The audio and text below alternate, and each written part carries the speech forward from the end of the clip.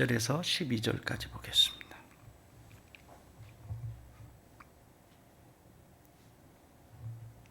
한 목소리를 함께 봉독합니다. 시작.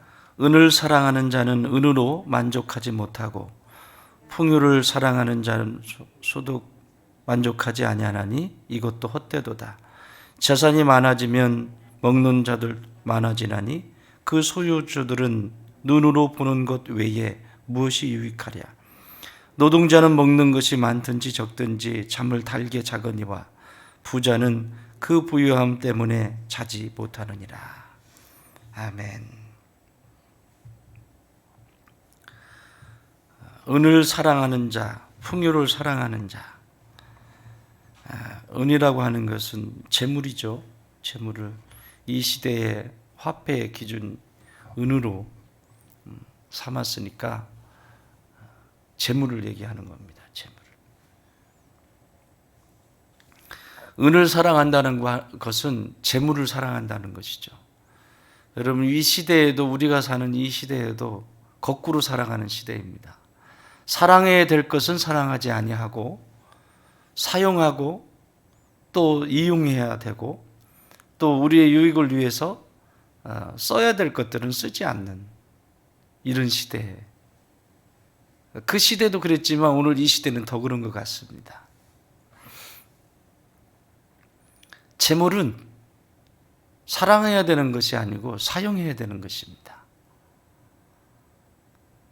하나님께서 우리에게 주신 이 세상 속에서 하나님이 기뻐하시는 곳에 사용해야 되는 것들입니다.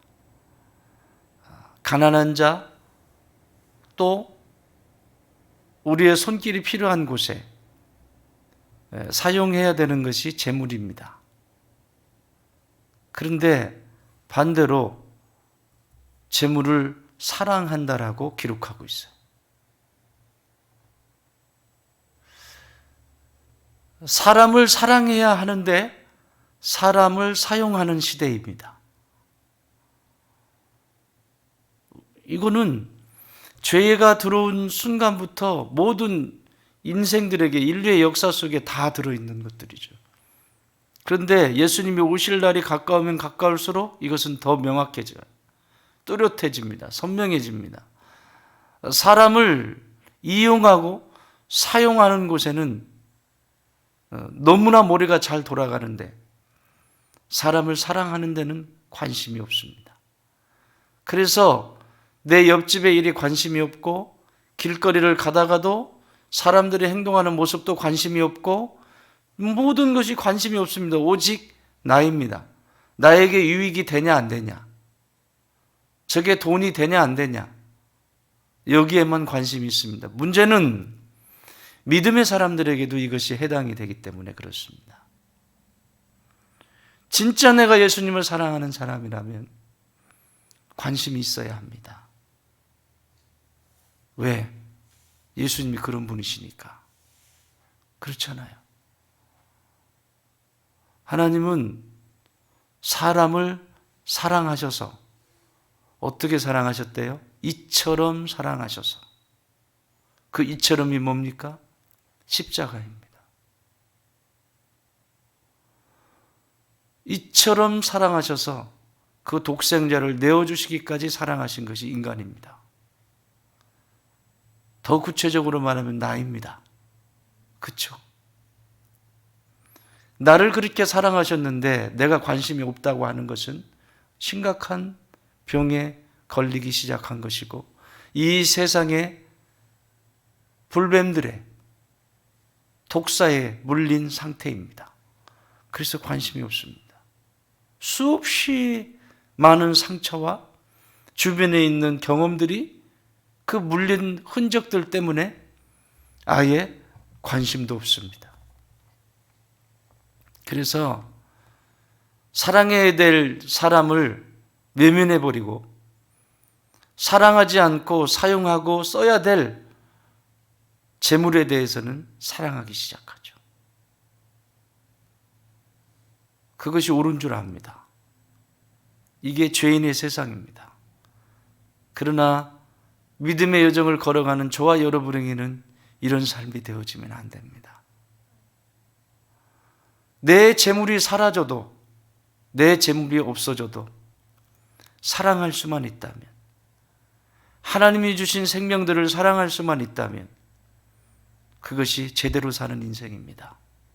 이걸 전도서 기자는 얘기하고 싶은 겁니다. 오늘 이 시대도 그렇죠. 세상에 어떻게 강아지가 자기 아들이 되고 딸이 되죠? 예? 이건 심각한 시대입니다. 남들이 그런다고 따라가는 것은 아니죠. 믿음의 사람들에게는 정체성이 분명해야 합니다. 집에서 강아지 키우고 고양이 키우는 거 얼마든지 자기 취미일 수 있고 자기의 삶일 수 있는데 그것이 어떻게 자식이 됩니까? 그래서 이미 유럽이나 이 서양권에서는 유산도 개한테 남겨주잖아요. 자식이니까. 여러분, 이것은 성경에서 너무나 벗어난, 하나님이 창조하신 창조 질서에서 너무나 벗어난 상태입니다. 너무나 벗어나 버렸습니다. 강아지를 사랑하는 것만큼, 고양이를 사랑하는 것만큼, 애완동물들을 사랑하는 만큼 내 가족들을 사랑하나요? 내 가족들과 그렇게 이야기하나요? 내 가족들과 그렇게 친밀한 관계를 갖나요? 그렇다면 얼마든지 가능해요. 얼마든지 가능한 일이지만 그렇지 아니하고 사람보다 낫다 그러더라고. 진짜 그러더라고. 얘가 사람보다 나아요. 이게 믿음의 사람들의 입술에서 나오는 것은 매우 위험한 일이고, 이미 이런 정신이, 지금 전도서 기자가 얘기하는 이런 정신이 이미 스며 있는 것이죠. 그러면 삶은 어떻게 살아갈까요? 당연한 거 아니겠습니까? 사람을 이용하려고 하고 사용하려고 하고, 내게 유익이 되는 것은 사랑하고, 그렇게. 그래서 오늘 전도서 기자는 은을 사랑한다라고 얘기했잖아요. 은을 사랑하는 자. 은은 사랑해야 되는 것이 아니고 마음껏 사용해야 되는 것입니다. 마음껏. 돈이면 사람의 생명까지도 앗아가 버리는 세상 아닙니까? 돈을 사랑하기 때문에 그래요. 재물을 사랑하기 때문에. 그것이 중요한 게 아니잖아요. 그리고 기준이 전부 거기에 있어요. 아이 때부터 그렇죠. 아이 때부터, 어려서부터. 고액, 과외, 고성적, 고소득, 고위층, 전부 높은 자리, 높은 위치, 높은 것. 물론 인간이 가지고 있는 계속해서 성취해가는 그 삶의 자리를 뭐라고 하겠어요?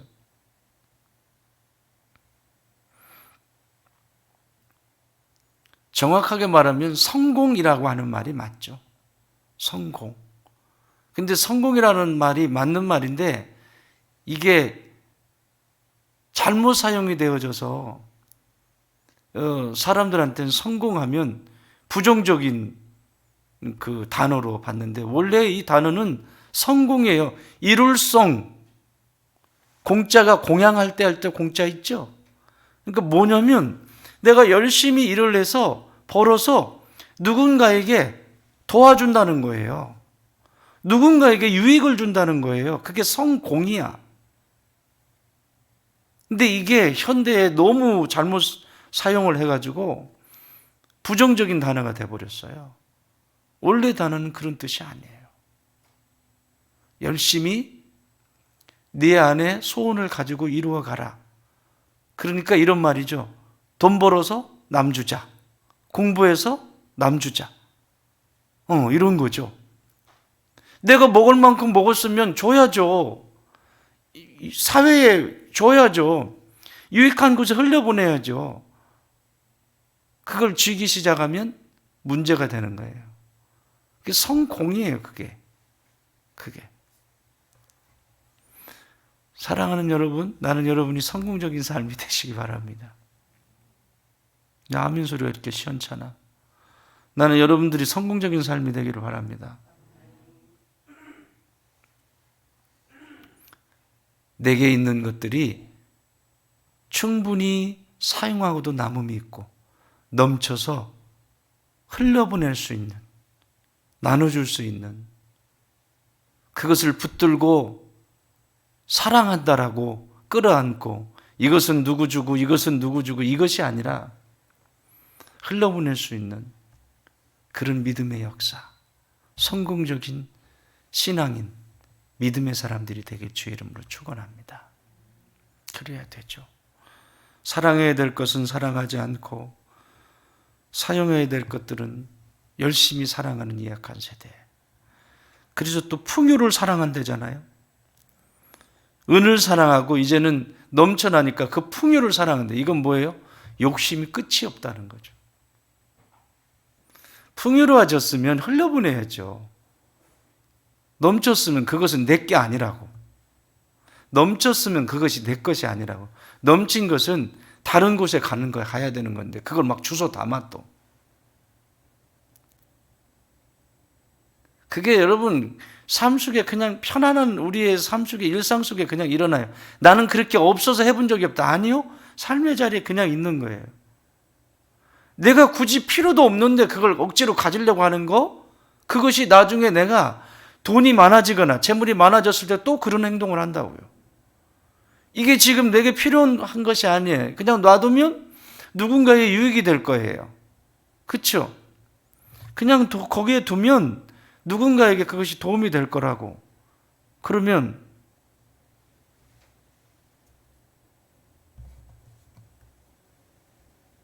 그게 흘러간 거죠. 넘친 것이니까. 근데 그것까지 쓸어 담으면 심각한 문제가 생기죠. 심각한 문제가 생기죠. 생태계도 문제가 생긴다잖아요. 생태계도.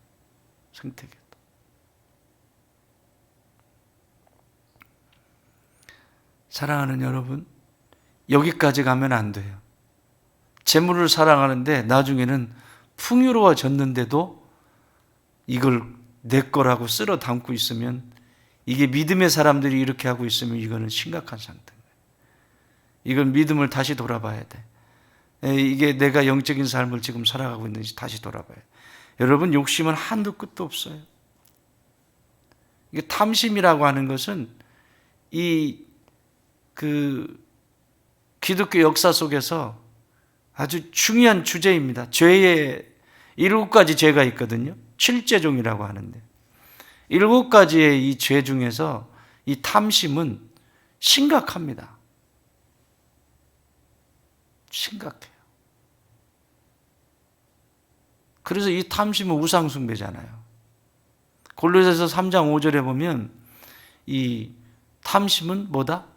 우상숭배다 이렇게 기록하고 있어요. 그 우상을 무슨 만들어 놓고 막 이런 게 아니라 탐심은 끊임없이 우상을 만든다니까. 왜 우상이에요? 하나님보다 높아져 있는 거. 하나님보다 높아져 있기 때문에 그것이 하나님인 거예요. 그 사람에게 있어서. 그래서 우상숭배라고 구약의 우상숭배의 개념을 사도 바울은 명확하게 정리를 해줘요. 그런 일들이 왜 일어났냐면, 구약에 왜 그 백성들이, 이스라엘 백성들이 우상숭배를, 왜 금송아지를 만들고 왜 우상숭배를 했냐면 탐심이다. 그의 마음 깊은 곳에서 나온 탐심, 끊임없이 자기 자신을 망가뜨리는 그 탐심, 그 욕심이 결국은 우상들을 만들었다. 왕이든 이스라엘 백성들이든. 근데 이 시대도 똑같다. 그 탐심은 끊임없이 우상을 만들어낸다. 탐심이요, 부자에게만 있는 것도 아니에요. 가난하자고 없는 것도 아니에요. 다 있어요. 크고 작은 차이지 속에 탐심이 다 있어요. 그래서 초대 교부들부터 믿음의 우리 기독교 역사의 믿음의 선진들은 이 탐심이라고 하는 주제를 붙들고 씨름했어요. 내 안에 욕심이, 그 욕심이, 이것은 욕심이라는 게 무슨 불교에만 있는 것도 아니고 다른 종교에만 있는 것이 아니에요. 인간 내면 속에 다 있다니까요. 그래서 수도사들은 이 탐심과 싸우는데, 그래서 모든 소유와 모든 것을 다 내던지고 그 사막에 들어가서 그 탐심과 싸우는 거죠. 그것이 없어도 괜찮을 때까지. 그것이 없어도 괜찮을 때까지. 예를 들면 이런 겁니다. 예수를 믿었어요. 예수를 믿었는데 이전과 지금 삶이 달라요. 예를 들면 내가 술, 담배를 했어요. 예수님을 만났어요. 그러면 술과 담배라고 하는 것이 탐심이잖아. 그걸 막 자꾸 먹고 싶고 마시고 싶고 피우고 싶고 자꾸 그래. 이 탐심과 싸움이거든요. 그런데 그게 없어도 내가 담배를 태우지 않아도 내가 술을 마시지 않아도 아무 문제가 되지 않아. 이게 다스리게 되는 거예요. 이해되십니까? 그걸 내가 마시지 않아도 문제가 되지 않아. 안 마시면 죽겠었는데 그 탐심이 정리가 되면 안 마셔도 괜찮고 마셔도 문제가 되지 않고 이것이 저것이 성과 속이 내 안에서 구분이 되는 것이 아니라 내 안에 근본적으로 움직여지는 이 탐심이 통제가 되기 시작했다는 거죠. 그래서 성과 속이라고 하는 것은 내가 다스리는 게 아니에요. 내가 정리하는 게 아니에요. 근본적인 이런 문제들이 해결이 될 때 모든 것은 다 성스러운 것들입니다.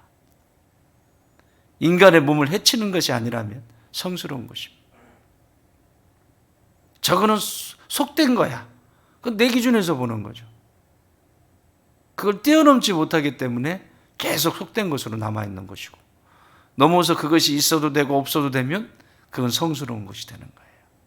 그러니까 하나님이 우리에게 주시는 것은 이 모든 것을 다스리시기를 원하세요. 지배받는 것을 원하시는 것이 아니라 다스리는 거. 저희 시골에 가면 진짜 이 형님들 매형들이 모이면 이분들이 술을 좋아하세요. 근데 저희 아버지가 술을 엄청 좋아하셨거든요.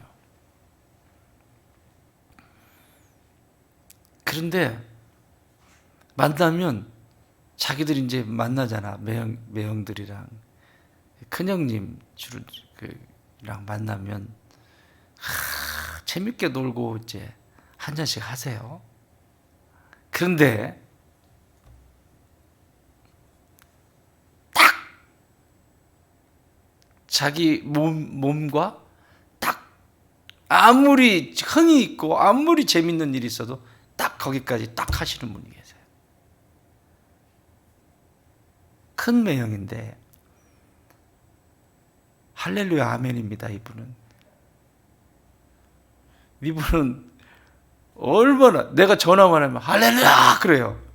근데 이분은 딱 자신이 딱 이만큼 먹잖아요. 딱 드시면 딱 잔을 딱 뒤집어놓죠.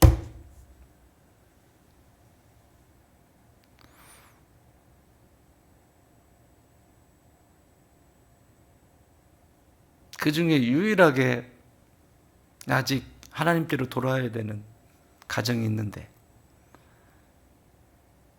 이분은 고주망태가 될 때까지 마시는 거예요. 그러니까 싫어해.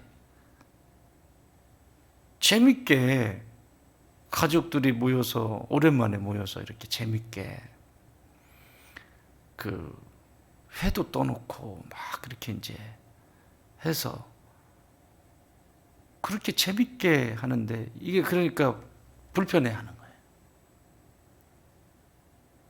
근데 이 매형은 어떤 순간이든지 어떤 상황이든지 자기가 이쯤 됐다. 자기 몸을 알아요. 그래서 딱 뒤집어. 그리고 굉장히 재밌게 노세요. 굉장히 재밌게 노세요. 식사도 잘하시고.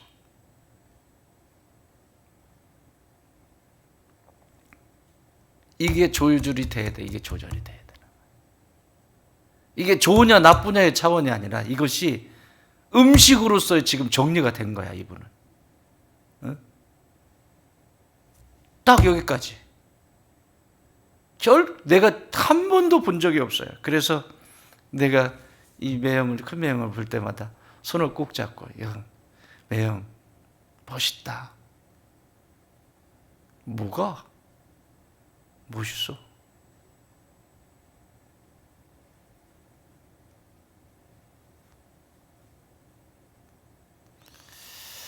여러분, 성과 속은 나에게 있지 않아요. 하나님께 있어요. 그것이 하나님이 이 세상의 모든 것을 다스리기를 원하세요. 그런데 그게 재물이든 재물에도 취해가지고 이게 무슨 술 한잔 먹는 이런 차원이 아니잖아요. 재물에도 취해가지고 이거 내 거 계속 내 거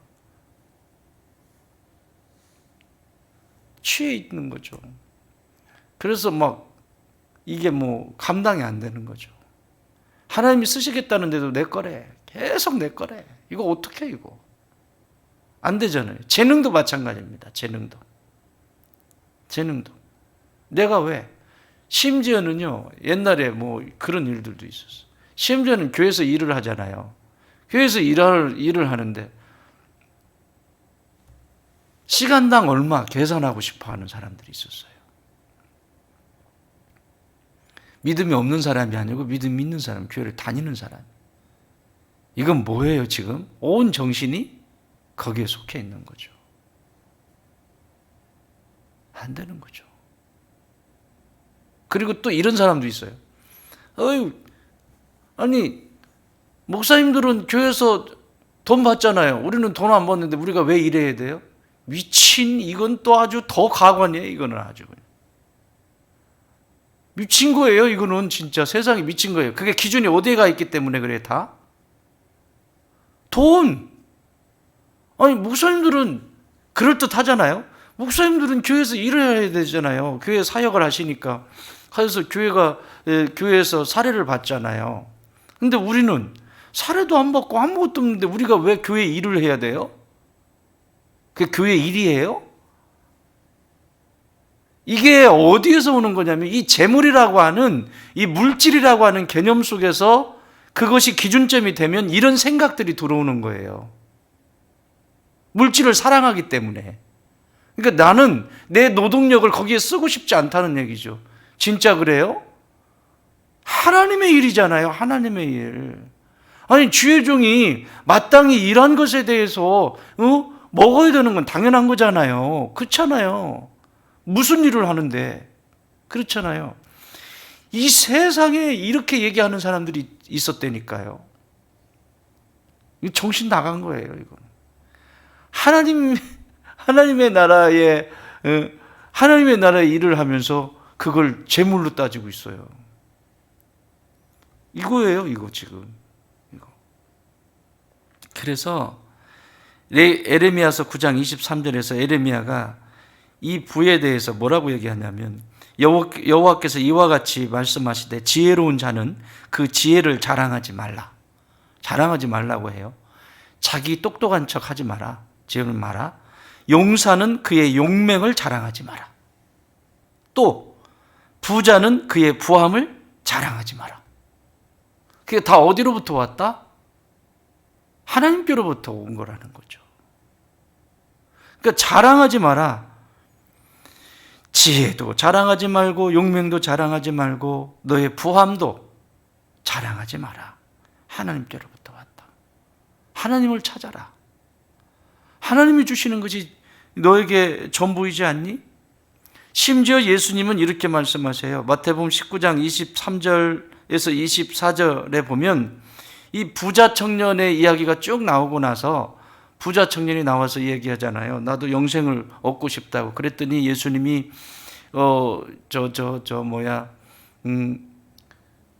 네 소유를 다 팔아가지고 주고 나를 따르라 그랬더니 근심해서 갔죠.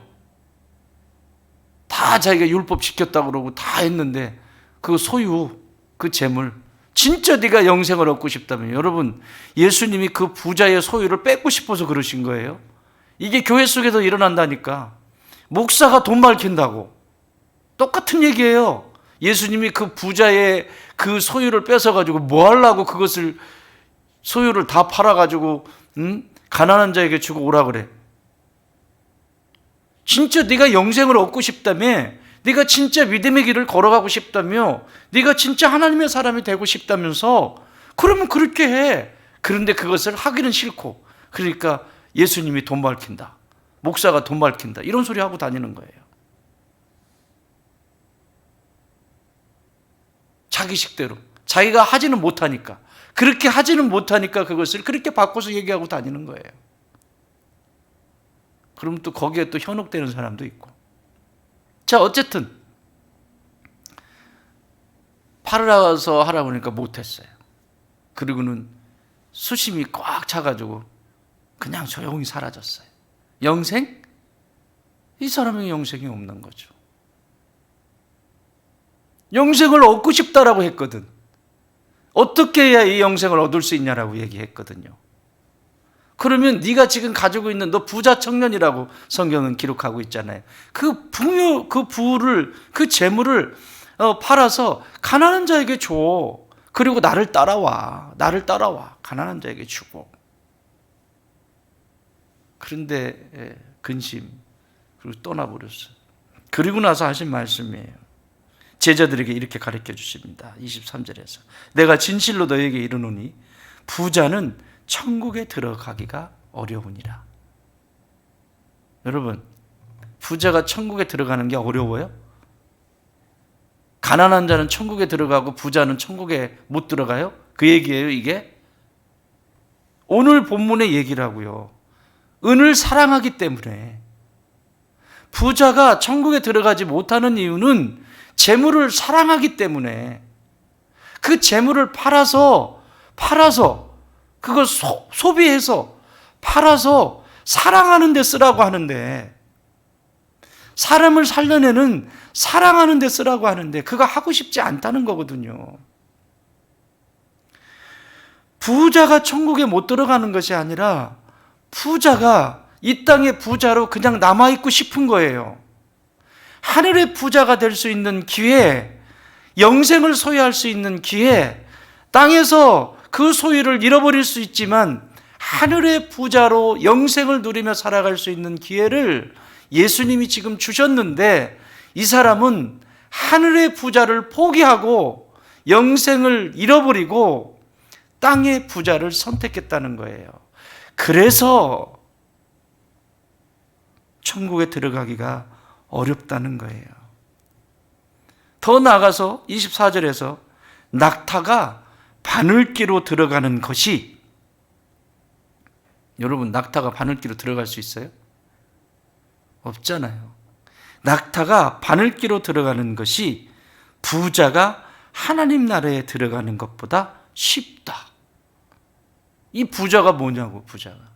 이렇게 재물을 사랑하는 사람을 이야기하는 겁니다.